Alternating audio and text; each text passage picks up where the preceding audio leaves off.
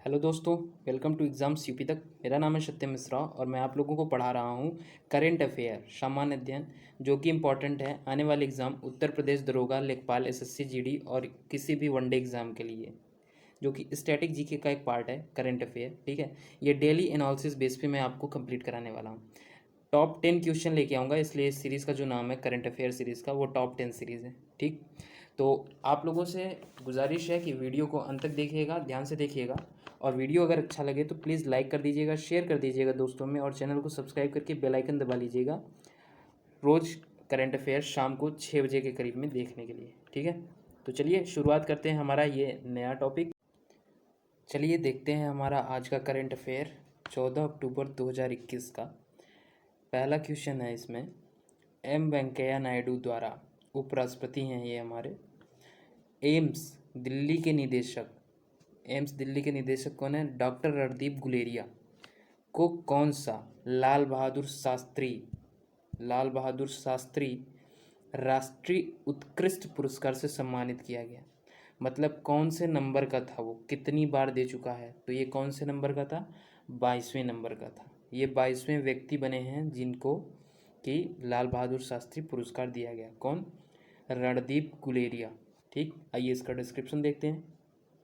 उपराष्ट्रपति एम वेंकैया नायडू द्वारा हाल ही में एम्स दिल्ली के निदेशक डॉक्टर रणदीप गुलेरिया को 22वें लाल बहादुर शास्त्री राष्ट्रीय उत्कृष्ट पुरस्कार से सम्मानित किया गया है। उन्हें यह पुरस्कार चिकित्सा और महामारी जागरूकता के क्षेत्र में उनके अग्रणी व निरंतर योगदान के लिए दिया गया है। ठीक है, किस लिए मिला है उन्हें? कोविड के टाइम पे चिकित्सा के क्षेत्र में अग्रणी और निरंतर योगदान देने के लिए दिया गया है। तो एम्स के निदेशक कौन है? एम्स दिल्ली के निदेशक कौन है? डॉक्टर रणदीप गुलेरिया। इनको क्या मिला है? लाल बहादुर शास्त्री राष्ट्रीय उत्कृष्ट पुरस्कार से सम्मानित किया गया है। कौन सम्मानित किया है? उपराष्ट्रपति एम वेंकैया नायडू। कौन से नंबर के ये व्यक्ति बने हैं जो पुरस्कार प्राप्त किए हैं? 22वें नंबर के। ठीक है, चलिए नेक्स्ट देखते हैं। निम्न में से किस पत्रिका की एक स्टडी के अनुसार वैज्ञानिकों को सौरमंडल के बाहर से पहला रेडियो सिग्नल मिला है? ठीक, तो वैज्ञानिकों को क्या मिला है? रेडियो सिग्नल मिला है। तो वो कौन सी पत्रिका है जिसने बताया है ये, तो जिसमें ये प्रकाशित हुआ था? तो उस पत्रिका का क्या नाम है? Nature astronomy. क्या? Nature astronomy. नेचर एस्ट्रोनॉमी के बारे में थोड़ा जान लेते हैं। नेचर एस्ट्रोनॉमी पत्रिका में प्रकाशित एक स्टडी के अनुसार वैज्ञानिकों को सौरमंडल के बाहर से एक ग्रह से पहला रेडियो सिग्नल मिला है। इस पत्रिका में ये बताया गया है, ये लेख लिखा गया था। वैज्ञानिकों ने पहली बार उन तारों का पता लगाया है जो रेडियो सिग्नल भेज रहे हैं। इन संकेतों से पता लगाया जाएगा कि पृथ्वी के अलावा भी इस ब्रह्मांड में कहीं जीवन है।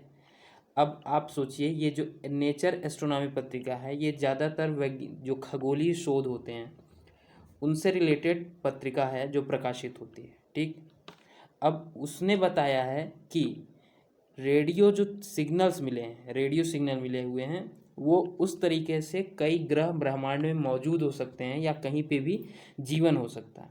तो ये क्वेश्चन पूछा जा सकता है कि कौन सी पत्रिका की स्टडी है ये, वैज्ञानिक स्टडी। नेक्स्ट, भारत सरकार ने राज्य के स्वामित्व वाले किस कंपनी को महारत्न का दर्जा दिया है? नवरत्न नहीं, महारत्न। तो कौन सी? Power finance corporation. ठीक है, भारत सरकार की भी कई सारी कंपनियां चलती हैं, जैसे कि नवरत्न, महारत्न, इस तरीके से। तो महारत्न में कौन सी आई है? राज्य सरकार के स्वामित्व वाले, ये राज्य सरकार की स्वामित्व की कंपनी है पावर फाइनेंस कॉरपोरेशन। इसको दर्जा मिला है किस कंपनी का? महारत्न दर्जा मिला है। ठीक है, आइए इसका डिस्क्रिप्शन देखते हैं। भारत सरकार ने हाल ही में राज्य के स्वामित्व वाले पावर फाइनेंस कॉरपोरेशन को महारत्न का दर्जा दिया है। इस प्रकार पावर फाइनेंस कॉरपोरेशन को अधिक परिचालन और वित्तीय स्वतंत्रता प्रदान, स्वायत्तता, मतलब सेल्फ ऑर्गेनाइजेशन, मतलब जो उत्पादन है उसका परिचालन और सेल्फ मलिकाना हक, जो भी चीज़ें हैं। ठीक है, तो वहाँ पे आने के बाद में इनके जो डिसीजन मेकिंग है वो बढ़ जाएंगे। ठीक, तो कौन सी कंपनी है? Power finance corporation. ठीक है, नेक्स्ट 14 अक्टूबर को विश्व भर में कौन सा दिवस मनाया जाता है? तो आज कौन सा दिवस मनाया जाता है? आज मनाया जाता है अंतर्राष्ट्रीय मानक दिवस। अब ये क्या होता है आइए देख लेते हैं। 14 अक्टूबर को विश्व भर में अंतर्राष्ट्रीय मानक दिवस मनाया जाता है। इस दिवस को मनाने का उद्देश्य उपभोक्ताओं, नियामकों और उद्योग के बीच वैश्विक व्यवस्था के मानवीकरण के महत्व के बारे में जागरूकता बढ़ाना है। इस वर्ष के लिए इस दिवस की theme our shared vision for a better world है। क्या? Our shared vision for a better world. ठीक है, इसका विजन क्या रहा है? Our shared vision for a better world. क्या थीम रहा है इसका? किसका? अंतर्राष्ट्रीय मानव दिवस का, अंतर्राष्ट्रीय मानक दिवस का। ठीक है, ये कब मनाया जाता है? 14 अक्टूबर को विश्व भर में मनाया जाता है। किस लिए मनाया जाता है? इसका उद्देश्य क्या होता है? उपभोक्ताओं, नियामकों और उद्योगों के बीच वैश्विक अर्थव्यवस्था के मानकीकरण के महत्व के बारे में जागरूकता बढ़ाना। ठीक, नेक्स्ट है हमारा अंतर्राष्ट्रीय मुद्रा कोष ने भारत की 2021-22 की जीडीपी वृद्धि दर कितने प्रतिशत रखी है? तो वो कितने प्रतिशत है? 9.5%। ठीक है, अंतर्राष्ट्रीय मुद्रा कोष ने हाल ही में भारत की 2021-22 की जीडीपी वृद्धि दर 9.5% रखी है। ठीक, आईएमएफ के मुताबिक भारत की अर्थव्यवस्था के वर्ष 2021 में 9.5% से बढ़ने की उम्मीद है। साथ ही 2022 में 8.5% बढ़ने की उम्मीद है। ये अनुमान लगाया किसने? आईएमएफ ने, अंतर्राष्ट्रीय मुद्रा कोष ने। ठीक है, नेक्स्ट क्वेश्चन पे चलते हैं। संयुक्त राष्ट्र विकास कार्यक्रम और किसके द्वारा हाल ही में वैश्विक बहुआयामी गरीबी सूचकांक 2021 जारी किया गया है? किसके द्वारा? संयुक्त राष्ट्र विकास कार्यक्रम और किसके द्वारा? ये तो जारी करता ही है, मतलब एक ऑप्शन ये सही हो गया, संयुक्त राष्ट्र विकास कार्यक्रम। दूसरा कौन है जो इसको जारी करता है? किसको? वैश्विक बहुआयामी गरीबी सूचकांक 2021। तो ये दूसरा कौन है? वो है ऑक्सफोर्ड गरीबी और मानव विकास पहल, जिसने मिलके किसके साथ? संयुक्त राष्ट्र विकास कार्यक्रम के साथ में क्या किया है? वैश्विक बहुआयामी गरीबी सूचकांक 2021 को जारी किया है। आइए इसको डिस्क्राइब करके पढ़ लेते हैं। संयुक्त राष्ट्र विकास कार्यक्रम और ऑक्सफोर्ड गरीबी और मानव विकास पहल द्वारा हाल ही में वैश्विक बहुआयामी गरीबी सूचकांक 2021 जारी किया गया। इस रिपोर्ट के मुताबिक 1.3 बिलियन लोग बहुआयामी गरीब हैं। इस रिपोर्ट में 109 देश में 5.9 बिलियन लोगों को कवर करते हुए बहुआयामी गरीबी के स्तर और संरचना की जांच की गई है। ठीक, तो लगभग जितनी इंडिया की पॉपुलेशन है उतने लोग क्या हैं? गरीब हैं। ठीक है, और इसमें इस रिपोर्ट में क्या बताया गया है? कौन सी रिपोर्ट? वैश्विक बहुआयामी गरीबी सूचकांक 2021 की रिपोर्ट में क्या बताया गया है? क्या जांच किया गया है? गरीबी का स्तर और गरीबी की जो संरचना है वो किस प्रकार की है। ठीक है, ये जो रिसर्च है वो ये बताती है कि गरीबी के स्तर और संरचना कैसी है। ठीक, चलिए नेक्स्ट क्वेश्चन चलते हैं। भारत के किस राज्य में की जाने वाली करुप्पुर कलमकारी पेंटिंग और कल्ला कुरुची लकड़ी की नक्काशी को जीआई टैग दिया गया है? तो किसे दिया गया है? तमिलनाडु को। किसको? तमिलनाडु को जीआई टैग दिया गया है। कौन, किस लिए? तमिलनाडु के तंजावुर क्षेत्र में जाने वाली करुप्पम की जाने वाली कौन सी कलाकारी है? करुपुर कलमकारी पेंटिंग। कौन सी? करुपुर कलमकारी पेंटिंग और कल्ला कुरुची लकड़ी की नक्काशी। ठीक, ये पेंटिंग है, ये लकड़ी पे नक्काशी है। जैसे विंडो पे या फिर डोर पे नक्काशी नहीं की जाती लकड़ी पे, पेंटिंग टाइप में, ऐसे डिज़ाइन टाइप में, तो उस तरीके की जो नक्काशी होती है लकड़ी पे जो होती है पेंटिंग, उसे नक्काशी कहते हैं। और जो पेंटिंग होती है डायरेक्ट, उसे पेंटिंग बोलते हैं। ठीक है, तो कौन सी पेंटिंग है तमिलनाडु की? करुपुर कलमकारी पेंटिंग है और कल्ला कुरुची नक्काशी है लकड़ी की, को जीआई टैग दिया गया है। यह कल्ला कुरुची लकड़ी की नक्काशी ताड़ के तने, खजूर के पेड़, बांस की छड़ी से बने ब्रश और नारियल के पेड़ के तनों का उपयोग करके की जाती है। ठीक है, नेक्स्ट क्वेश्चन चलते हैं।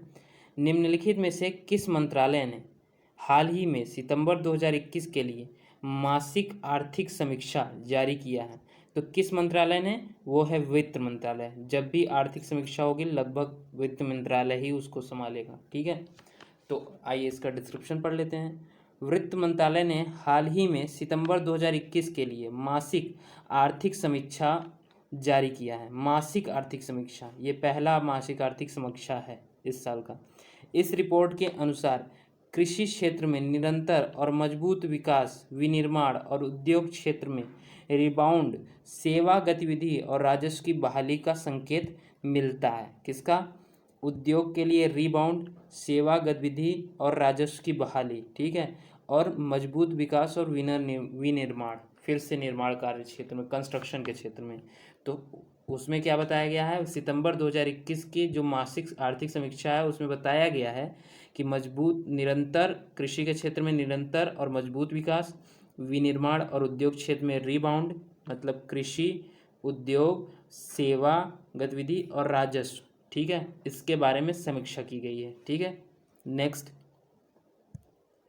इनमें से किस बैंक के पूर्व प्रमुख रजनीश कुमार को भारत पे के बोर्ड के अध्यक्ष के रूप में शामिल किए गए हैं?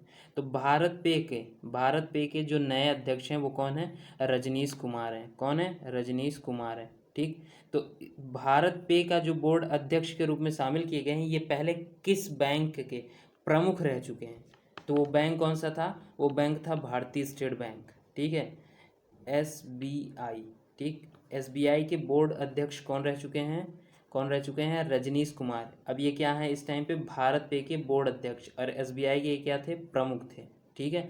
SBI के हेड रह चुके हैं, अब जाके भारत पे के बोर्ड अध्यक्ष हैं, ठीक। आइए इसका डिस्क्रिप्शन देख लेते हैं।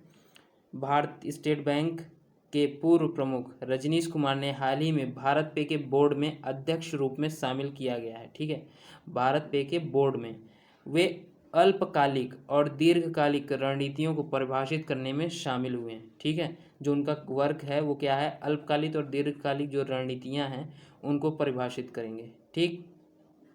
नेक्स्ट क्वेश्चन देखते हैं। किस देश ने विश्व की पहली सेल्फ ड्राइविंग ट्रेन लॉन्च की है? तो वो कौन सा देश है? जर्मनी। जर्मनी ने क्या लॉन्च किया? सेल्फ ड्राइविंग ट्रेन लॉन्च किया है, ठीक है। आइए इसका डिस्क्रिप्शन देख लेते हैं।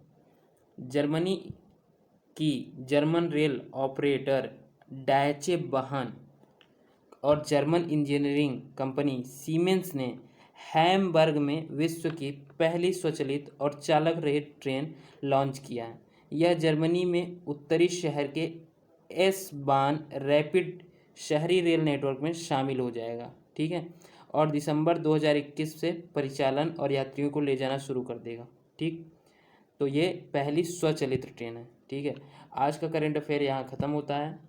अगर ये चैप्टर आपको अच्छा लगा, आज का टॉपिक अच्छा लगा, तो प्लीज़ वीडियो को लाइक कर दीजिएगा, अपने दोस्तों में शेयर कर दीजिएगा, और चैनल को ज़रूर सब्सक्राइब करके बेल आइकन दबा लीजिएगा डेली करंट अफेयर देखने के लिए, जो कि शाम को मैं लेके आऊँगा। साथ ही साथ मैं UPSI और उत्तर प्रदेश लेखपाल के लिए एक GS की सीरीज़ लेके आया हूँ, जो कि हिंदी और मूल विधि की है, ठीक है। हिंदी, मूल विधि और सब्जेक्टिव और जो भी हैं सामान्य अध्ययन के जो भी सब्जेक्ट हैं। तो कोशिश करिएगा कि सारा वीडियो देखिए और ये वीडियो ध्यान से देखिए, डेली करंट अफेयर तैयार करिए। मिलेंगे नेक्स्ट क्लास में, तब तक के लिए जय हिंद।